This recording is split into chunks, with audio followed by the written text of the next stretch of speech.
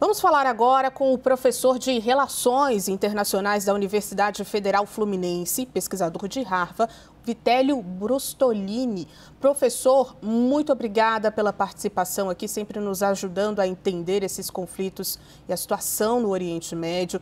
Queria começar puxando um gancho que veio ali na fala da Priscila Yazbek, né? O pano de fundo desse conflito é o programa nuclear iraniano, que interessa muito aos Estados Unidos. O que a gente pode esperar do envolvimento do presidente americano Donald Trump nessa escalada agora desse conflito? Bem-vindo. Obrigado, Juliana. Boa noite a você, boa noite a todos. Juliana, a Priscila deixou já algumas informações para a gente continuar. Em 2015, o Obama fez esse acordo nuclear com o Irã.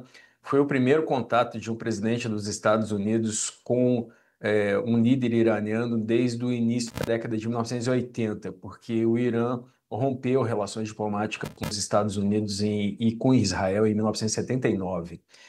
Esse acordo, no entanto, quando Trump assumiu, ele saiu do acordo. Ele saiu unilateralmente, ele dizia que o Irã não era confiável, porque em 2002 o Irã foi descoberto com um programa clandestino de enriquecimento de urânio para a fabricação de armas, e na sequência o Irã foi sancionado pelo Conselho de Segurança da ONU, inclusive por países que hoje são seus aliados, como a Rússia e a China. Além disso, o Trump dizia que o Irã tinha um programa de mísseis e que isso mostrou verdadeiro. Nós vemos agora esses mísseis sendo usados contra Israel, já foram usados por 2 vezes no ano passado. O próprio Irã se declarou uma potência de mísseis no Oriente Médio e chegou a bombardear grupos que considera terroristas no Paquistão, no Iraque e em países vizinhos. Então, nesse momento, depois de muitas tentativas de reatar esse acordo nuclear, inclusive durante o governo Biden, o governo Trump vinha tentando negociar novamente, fez 5 rodadas de negociação e tem uma rodada prevista ainda para este domingo.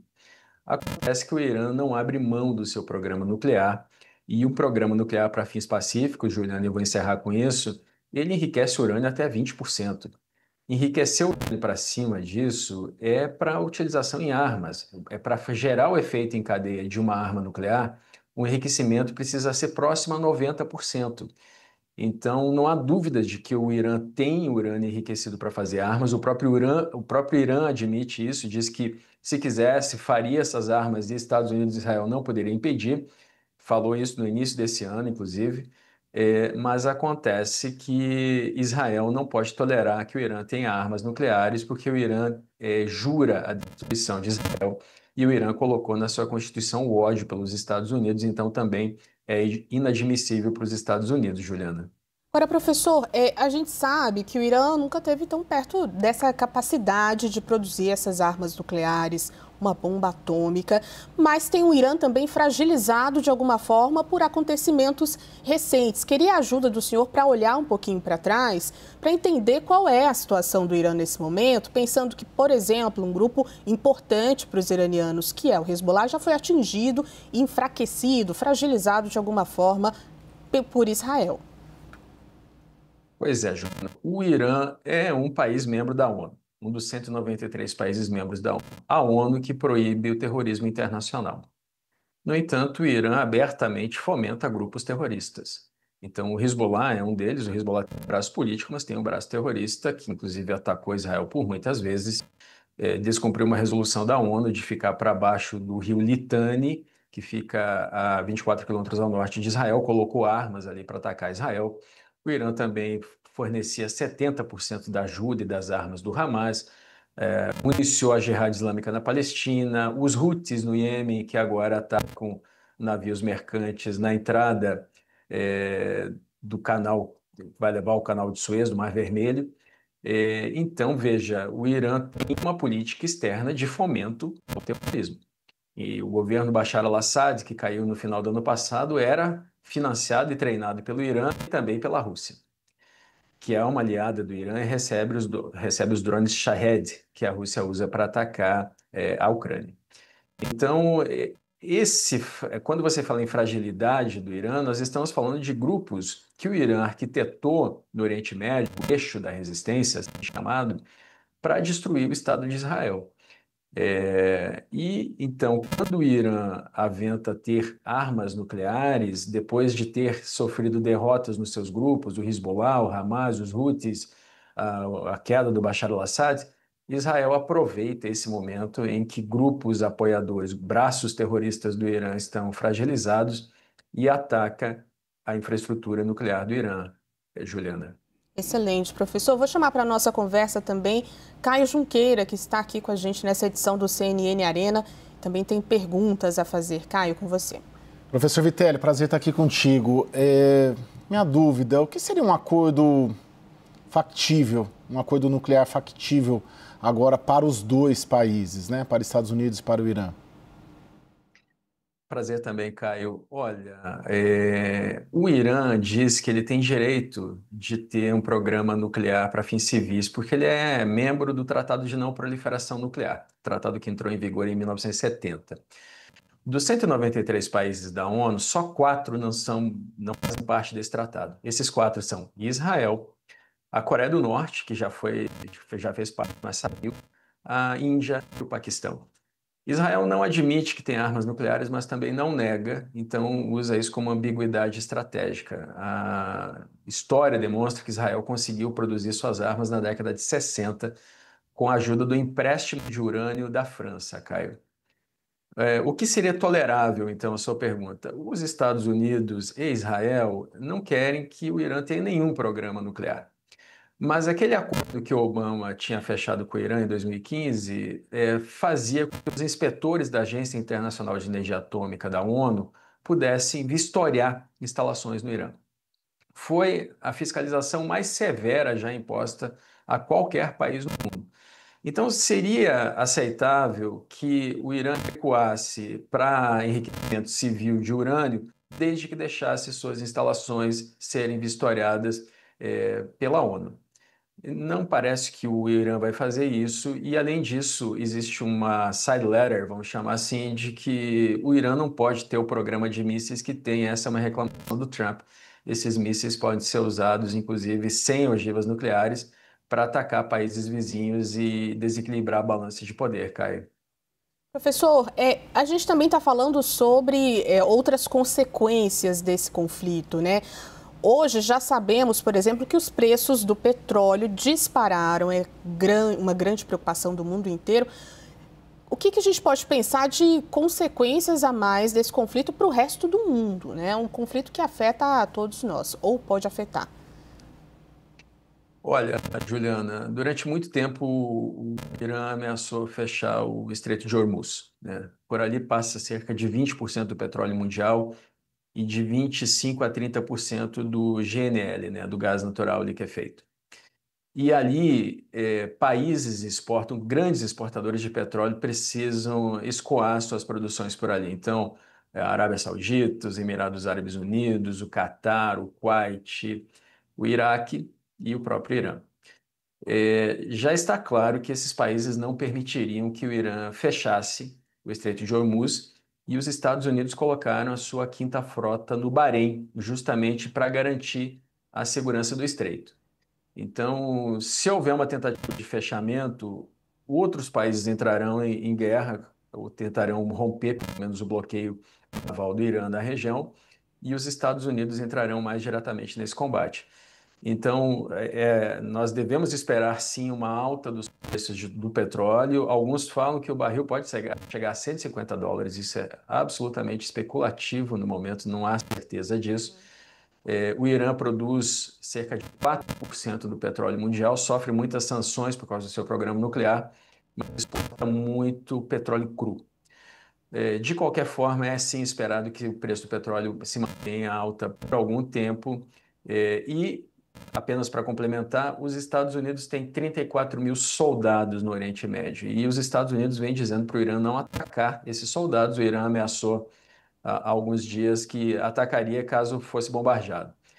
O que o Marco Rubio, secretário de Estado dos Estados Unidos, falou é que os Estados Unidos não tiveram nenhuma ingerência nesse ataque de Israel, mas se o Irã começar a atacar bases dos Estados Unidos na região, com certeza os Estados Unidos ajudarão mais ativamente Israel e provavelmente entrarão diretamente nessa guerra, Juliana. Exatamente isso que eu queria perguntar para o senhor agora. A gente falou sobre a capacidade, né, do Irã de enfrentamento a esse conflito. E é importante olharmos também para a situação de Israel. Qual seria, então, a capacidade de Israel? E importante olhar para uma figura central, né, que está sendo observada nesse momento, que é o primeiro-ministro Benjamin Netanyahu. Pois é, os dois países estão a uma distância de mais de 1.500 quilômetros um do outro, das principais cidades, em linha reta, né? Então, muito provavelmente nós não veremos uma incursão terrestre. O Irã tem o segundo maior exército do Oriente Médio, são mais de 600 mil soldados, mais de 350 mil reservistas. Israel tem 170 mil soldados e 430 mil reservistas. A questão é que esse é um ataque que acontece pelo ar e Israel controla o ar do Oriente Médio desde a Guerra dos Seis Dias, já tem décadas. Nós vemos esses ataques acontecendo, não é de hoje, no ano passado o Irã bombardeou 2 vezes Israel, Israel revidou. O Irã tem alguns mísseis com capacidade, com alcance para chegar a Israel, por exemplo, o Segil, com alcance de 2.500 quilômetros, o Kheibar, com alcance de 2.000 quilômetros, e Israel tem mísseis Jericó. Tem o Jericó 2, com 1.500 quilômetros de alcance, e o Jericó 3, com 4.800 quilômetros de alcance. Além disso, Israel tem uma força aérea muito moderna e muito melhor do que a do Irã. Israel tem caças F-16, F-35, alguns F-15, e o Irã tem caças antigos, da época em que ainda tinha algum vínculo com os Estados Unidos, como o F-14 ou o Su-24 de fabricação soviética. Então, nos ares, Israel é muito mais poderoso e tem um ponto adicional. No ano passado, no final do ano passado, quando atacou o Irã, Israel destruiu o sistema de defesa antiaérea do Irã, que era baseado no sistema S-300 da União Soviética. Israel ainda tem todo esse sistema de defesa antiaérea de pé, então tem o Dome de Ferro, tem o Arrow 2, Arrow 3, tem o sistema TAADS, tem o David Sling e agora tem o Iron Beam. Esses sistemas não são 100% infalíveis, todos têm falhas, inclusive nós estamos vendo mísseis penetrando em cidades israelenses nesse momento, mas a maior parte dos mísseis são interceptados. E se Israel fizer um ataque direto ao Irã, nas cidades, não só em alvos militares específicos, seria desastroso para o Irã nesse momento, Juliana. Michel Gavino falou agora sobre uma guerra de palavras que ainda não é uma guerra declarada. Qual é a capacidade, professor, de atuação de outros organismos internacionais, de outros países, para que isso realmente não vire uma guerra nesse momento? A gente sabe que teve ali uma fala de Donald Trump lá no começo da gestão, falando sobre atuar na guerra entre Ucrânia e também a guerra em Gaza. Isso não aconteceu, não foi ele exatamente o mediador desse conflito. Existem outros países que podem atuar para que essa guerra realmente não aconteça, para que não haja uma escalada? Para onde a gente deve olhar nesse momento? Olha, Juliana, a guerra, segundo o Khamenei, o líder do Irã, está declarada, né? Ele disse que foi Israel que começou, a guerra está acontecendo. A ONU não tem capacidade nesse momento, a ONU foi muito esvaziada, o Conselho de Segurança da ONU está congelado, como aconteceu na Guerra Fria, na década de 60, por exemplo.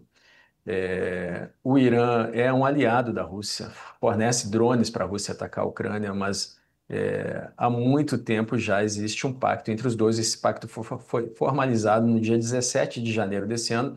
A questão é que o pacto não prevê ajuda mútua em caso de ataque, né? No caso de prever isso, a Rússia teria que entrar e ajudar o Irã nesse momento. Veja, Israel atacou a infraestrutura nuclear do Irã a despeito do Biden, no governo passado, ter dito para Israel não fazer, e do Trump. O Trump, na campanha, dizia que era um desperdício Israel não atacar, mas depois que ele tomou posse como presidente, ele passou a dizer que Israel não deveria atacar a infraestrutura nuclear. O Putin disse para Israel não atacar, e mesmo assim Israel foi lá e atacou. Então, o que poderia, nesse momento, esfriar esse conflito seria um dos lados recuar, e o que não parece ser o caso. Israel vai continuar atacando o programa nuclear do Irã até jogar anos para trás esse programa e vai continuar atacando autoridades do governo do Irã, inclusive porque o Netanyahu disse que é uma oportunidade da população do Irã se livrar do regime dos ayatollahs, poder há 46 anos no Irã.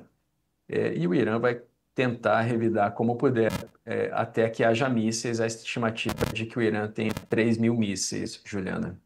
E Israel, professor, poderia seguir, então, nesse conflito, né, tentando ali, claro, uma proteção, a revelia dos questionamentos que estão sendo feitos nesse momento sobre os ataques ainda em Gaza, né, a situação ali dos civis, da população, sem acesso, inclusive, à ajuda humanitária. Qual é o peso político que a situação em Gaza pode ter nesse conflito ou não tem esse precedente?